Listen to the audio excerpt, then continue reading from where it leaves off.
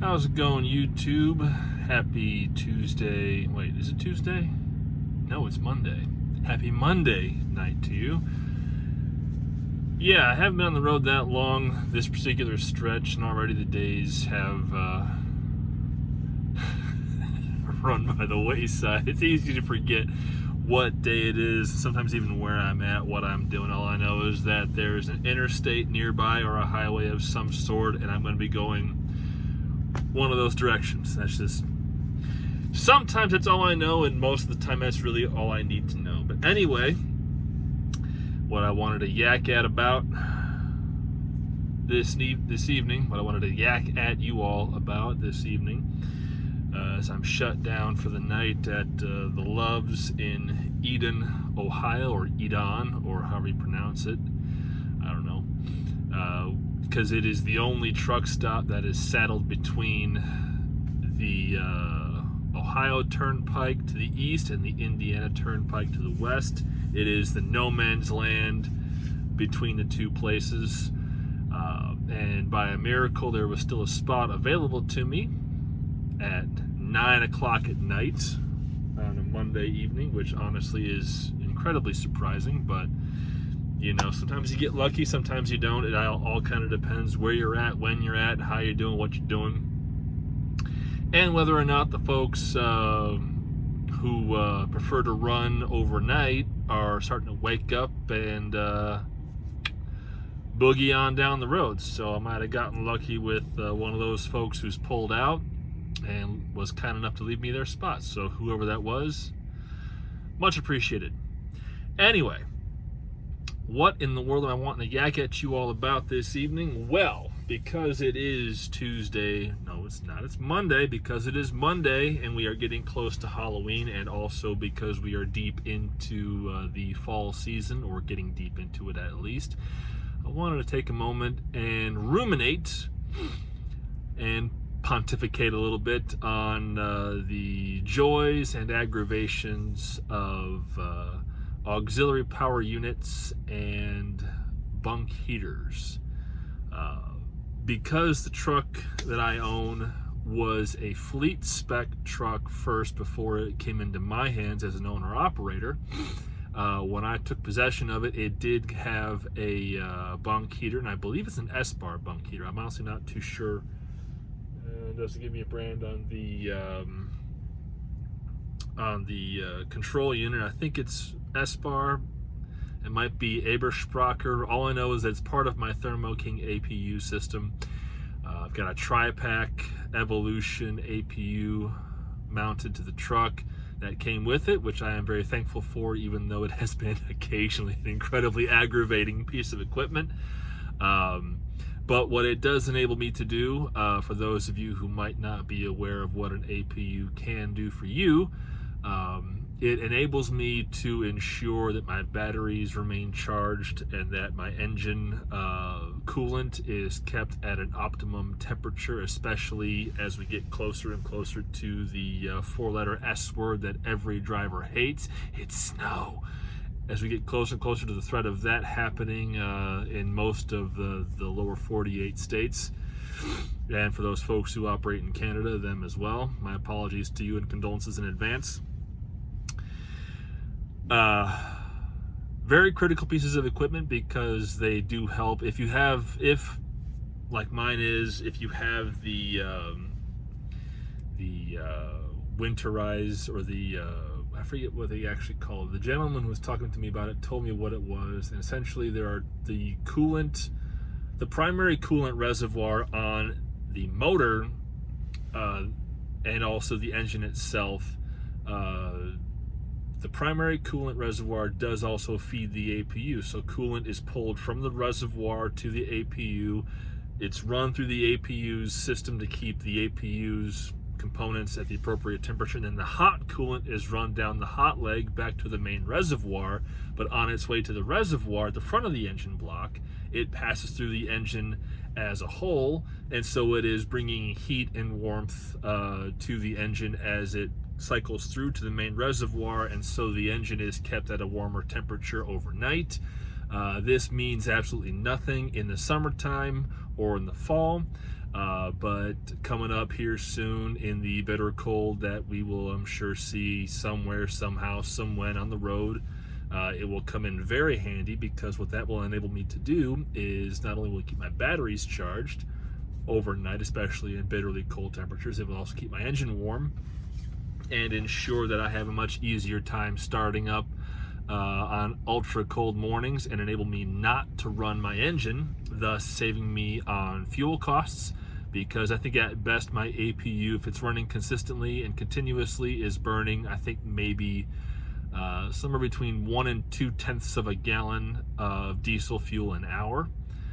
Whereas the engine, my 6-cylinder PACCAR MX-13, which is a 12.9 liter diesel motor, that burns anywhere from a half a gallon to 7/10 of a gallon of diesel an hour, depending on the RPM, what it's doing, if it is or is not regenerating or running a regen cycle.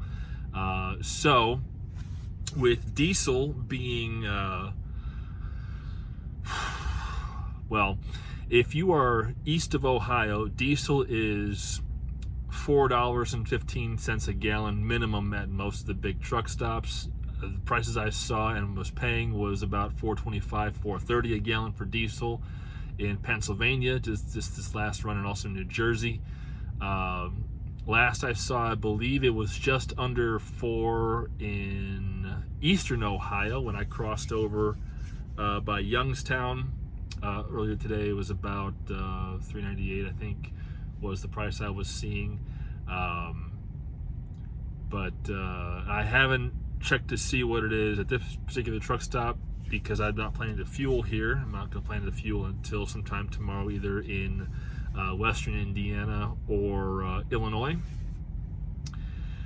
So anyway, slice it with diesel being close to or over $4 a gallon, not needing to run the engine, and thus saving myself, $2 every hour by running the APU and the bunk heater, a minimum of $2 an hour, really, because the APU is only running, for 15, 20, 30 minutes at a time.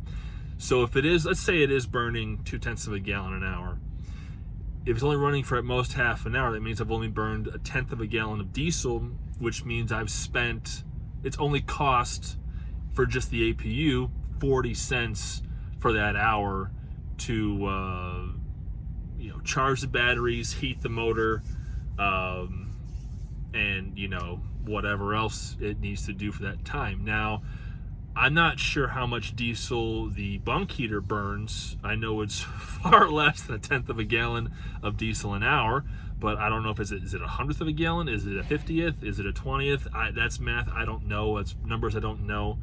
But what I do know is that running the APU and the bunk heater is a superior option to running the motor.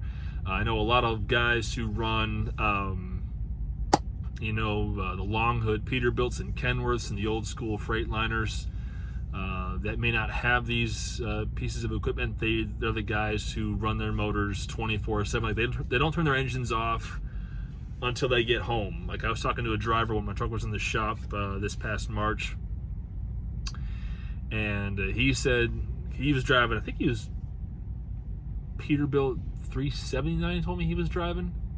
Another owner-operator. He alternates between doing livestock and grain hauling in Kentucky, I believe. That was what he did. He basically said, yeah, when I leave the house, turn the motor on, and the motor stays on until I get home, 3 days, 5 days, 2 weeks later, whenever I get home, that's when I turn the motor off. The engine is just running, period. Now, when you're pulling livestock, it's a whole different world, at least, for the time being, until regulations catch up, according to what I've been ruminating, or rumbles I've been hearing, that may be changing for the worse, depending on who you are. How that works, it's a whole different way of trucking versus doing dry van or reefer or flatbed, where you're governed more honestly by the hours of service regulations and requirements, because obviously since you're not pulling a livestock in a very delicate situation. You've got to be respondent to regulations.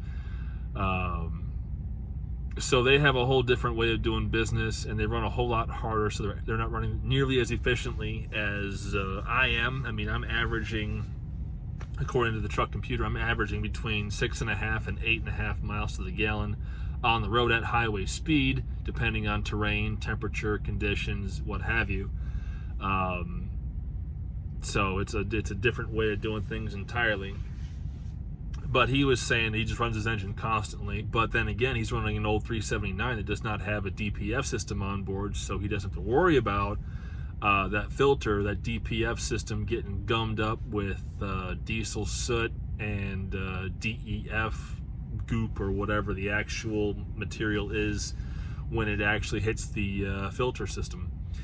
So, you know, the unfortunate reality is that if you have a DPF system on board, you do not want to be running your engine all the time overnight if you can avoid it. I mean, obviously there are situations that even I, with my APU, I will forego the APU in favor of running the motor just to make sure that the motor, number one, is running, number two, the oil is warm and circulating, three, the fuel lines aren't going to freeze and crack and spray diesel every which way, number four, you know, I've got my exhaust at temperature, or at least at a decent temperature, so there's no concern about the exhaust bellows getting brittle or cracking or anything else, and number five, you know, that my batteries can't freeze because there's a constant cycle of charge coming to them, and just the whole engine system is running at temperature. And then number six, because the exhaust is running north-south underneath the cab of the truck, now I've got a heat source near my diesel fuel tanks. I've got that big exhaust pipe. I've got my two diesel tanks here.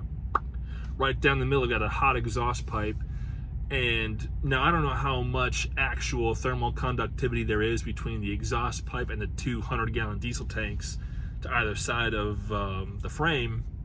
But in my head, I just feel better knowing that if I need to keep my diesel warm in conjunction with putting in anti-gel and other fuel treatments as needed, that hot exhaust, in theory, maybe not in fact, but in theory, is creating a pocket of heat underneath my truck that is then radiating around the diesel fuel tanks and potentially helping to keep them from gelling when it gets bitterly, brutally cold, because I was in some minus 20 degree temperatures in Sioux Falls, South Dakota this past winter, and my diesel tanks came that close to becoming gel. When I opened them up to check them one morning after the minus 20, I saw they were a little bit cloudy. I'm like, oh no. And I got lucky. Thankfully, my filters didn't gel up. I had no problem starting the motor, had no problem running. So I dodged a bullet there, but I definitely put in some anti-gel right away to try to get those tanks stirred up as I was running and get them to de-gunk, as it were. But anyway, so there's my rabbit trail for the evening. APUs and bunk heaters are great things. Temperamental, I need to get mine in for service, just a routine checkup, make sure that the glow plug is cleaned off and good to go. Probably need to get my APUs oil changed and filters changed, maybe a belt change too, just to make sure it's good to go for the winter season. Just preventative maintenance, things that need to get done to make sure that trucks can operate healthily and efficiently, because the unfortunate reality is that no matter who's in control of the White House or Congress or any state legislature, there is a global push to get leaner, meaner, and greener. And on the chopping block, as always, will be people looking to make the older semi-trucks come off the road permanently in favor of newer, more modern, more efficient, more regulated semi-trucks, which is good news for some folks and bad news for others. It all depends on where you fall on the spectrum regarding climate change, the human contribution to climate change, carbon emissions, fossil fuels, the use thereof, you know, pick your fight. So, you know, when I go to buy my next truck in the next year, you know, ideally, we'll see what actually happens. My first official brand new truck. I have never actually driven a brand new truck in all 2.5 years I've been driving. I've yet to drive a brand new truck. Werner Enterprises, who I started with, they offered me a brand new International LT about 2 months after I started driving, because they took my first truck away from me to sell it. I declined the opportunity because my heart at the time was absolutely dead set on driving a brand new Freightliner Cascadia. And I did get a Freightliner Cascadia, but it had 77,000 miles on it. I mean, it was a good truck, but the person or persons who had driven it before I got my hands on it had beaten the crap out of it. So when I got it, it needed some help, needed some love. I drove it for almost 100,000 miles, and I took care of it, I think. I turned it in. I feel like I turned it back into Werner in better condition than when I got it, despite adding 96,000 miles to the odometer. But it is what it is. So that's life. But yes, at some point in the next year, my plan, depending on the money, depending on the market, depending on what things look alike, is to get myself a brand new, either a Kenworth T680 next generation, potentially. Maybe go back to Freightliner and spec out a Cascadia for myself. Maybe go insane and spec out a long hood with all the bells and whistles, Kenworth or Peterbilt, maybe, I don't know. But that's kind of where I'm looking, where I'm thinking, where I'm leaning on going, just because the long hoods appeal to me, just because they are the quintessential American truck is a long hood truck. There's just no question about it.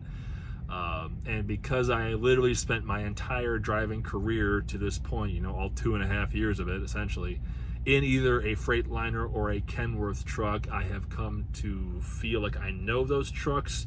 I like those trucks. I like how they perform. I like what they do. I like how they run. I know how I can make them work for my business and for myself. I can be comfortable in both options, and I believe that both brands offer me personally the options, for the most part, that I would want to see in a truck that I personally own. And in terms of serviceability and sustainability, I think they are, in my opinion, I'm not looking at any much more than those two brands. I mean, yeah, you've got Volvo and Mack and Peterbilt, but honestly, I hear horror stories about Volvos. I mean, they're great trucks in terms of comfort, but when you got to get them into this shop, I've heard that it's a bear to get them sorted out. Obviously, with Peterbilts and Kenworths, their issue is that they don't, because there's no official partner on the road for them. There's no major truck stop brand that will service Peterbilt and Kenworth, nose to tail, top to bottom. Whereas TA and Petro, basically every one of those is an authorized Freightliner service point. So you pull into one of those bad boys with a Freightliner, you're good to go. They will get you sorted out, no problem at all. But Kenworth, Peterbilt, Volvo, Mack, a little bit more difficult. But thankfully, this truck has not given me so many issues that could not be sorted out on the road. And of course, I've talked about it in previous videos, I do have Kenworth dealerships and service points near home within about an hour and a half. So when it comes time for the truck to go into this shop, I can get it into this shop and I can leave it there, because I try to plan my service out where I'm actually on home time. So if it takes longer than necessary or longer than planned in the shop, I'm already home. I'm not stuck on the road somewhere, like that's happened to me before, which has been unfortunate, but it's just part of life. But of course, with Freightliner, it's the easiest truck to service on the road, which is why there are literally tens of thousands of them in operation. It is the Ford, Chevy, Honda, and Toyota of trucking. You just cannot beat a Freightliner for its flexibility and versatility and its serviceability. I mean, those are three critical factors for those particular trucks, and big time reliability for business owners and mega fleets, which is why they're so popular. I will never buy an International just because I don't like how they look. The interior is not bad, but if I'm going to spend $100,000 plus, more accurately, if I'm going to spend $200,000 on a semi truck, once I factor in the excise tax, customization options, you know, safety options, you know, tire size, frame length, whatever, you know, it's going to be a $200,000 price tag no matter how you slice it when all is said and done. And of course, you know, the warranty. There's just no point in me looking at International. I just do not like how they look. I hear people say they love them, and hey, if you love International, great. More power to you. They are not for me. I do not like them, do not want them, do not want to drive them. It's just not a truck that I ever want to own or operate. It just does not sit well with me aesthetically. It's either Kenworth or Freightliner Cascadia, and that's it. So that's where I sit on that. And I will bring this rabbit trail to a close and wish you all a lovely rest of your day, wherever and whenever you are. I hope you are doing well, and I will see you down the road.